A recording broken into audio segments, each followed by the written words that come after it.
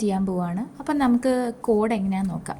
അപ്പം കോഡ് സെഗ്മെൻറ്റിൽ നിന്ന് കൊടുക്കുക, എന്നിട്ട് അസ്യൂം CS കോഡ് കൊടുക്കുക, എന്നിട്ട് സ്റ്റാർട്ട്. ഇത്രയും നമ്മൾ കൊടുക്കണം മാസത്തിനകത്ത്.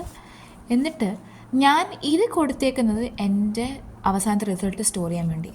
ഇതിൻ്റെ അകത്ത് പോയിൻ്റ് ചെയ്തിട്ട് ഞാൻ ഫസ്റ്റ് SI എന്ന് പറയുന്നത്, അതായത് ഇവിടെ എന്ന് പറയുന്നത് എൻ്റെ ഏത് വെച്ചിട്ടാണോ, അതായത് എൻ്റെ ഇപ്പം 05 ആണെങ്കിൽ അതിനോട് ഈക്വൽ ആണോ നോക്കാനായിട്ട്. അപ്പം അത് വെച്ചിട്ടാണ് കമ്പയർ ചെയ്യുന്നത്. ഇതാണ് നമ്മുടെ ഇതിനോട് ഈക്വൽ ആണോ നോക്കാനായിട്ടാണ്. അതാണ് നമ്മുടെ AL. എന്നിട്ട് ഞാൻ ഇൻക്രിമെൻറ്റ് SI കൊടുത്തിട്ട് ഇതിൻ്റെ അകത്ത് എൻ്റെ കൗണ്ട് എത്ര നമ്പേഴ്സ് ഉണ്ട് അതാണിത്. എന്നിട്ട് ഞാൻ CHൽ 00 കൊടുത്തു. എന്നിട്ട് ഞാൻ ഇൻക്രിമെൻറ്റ് SI കൊടുത്തു. അങ്ങനെ അപ്പം അടുത്ത SIയിലേക്ക് വന്നു.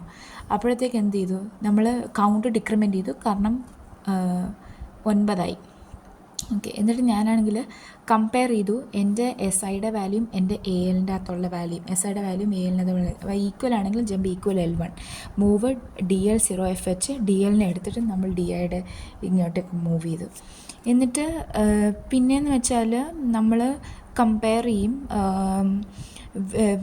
ഈക്വൽ ടു 0 ആയോ. 00 ആയെങ്കിൽ ഓക്കെ, നമുക്ക് ഔട്ട്പുട്ട് നമുക്കിത് വെളിയിറങ്ങാം, ലൂപ്പിൽ നിന്ന് വെളിയിറങ്ങണം. ലൂപ്പിൽ നിന്നല്ല, കണ്ടെത്തിയില്ലെന്നർത്ഥം. അങ്ങനെ നമുക്ക് 00H കൊടുത്ത് ഇങ്ങനെ എടുക്കാൻ പറ്റും. ഇപ്പോൾ കണ്ടെത്തിയെങ്കിൽ എന്താണ്, ഇപ്പം ഫോർ എക്സാമ്പിൾ പറയുകയാണെങ്കിൽ, ഇപ്പം നമ്മളിങ്ങനെ 10 എലിമെൻറ്റ്സ് നമ്മൾ നോക്കിക്കഴിഞ്ഞ് കഴിഞ്ഞാൽ 0 ആയി.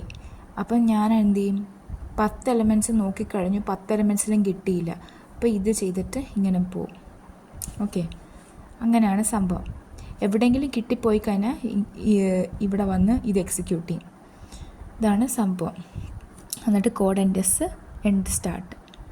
ഇവിടെ വന്ന് നമ്മുടെ റിസൾട്ട് സ്റ്റോർ ആവും.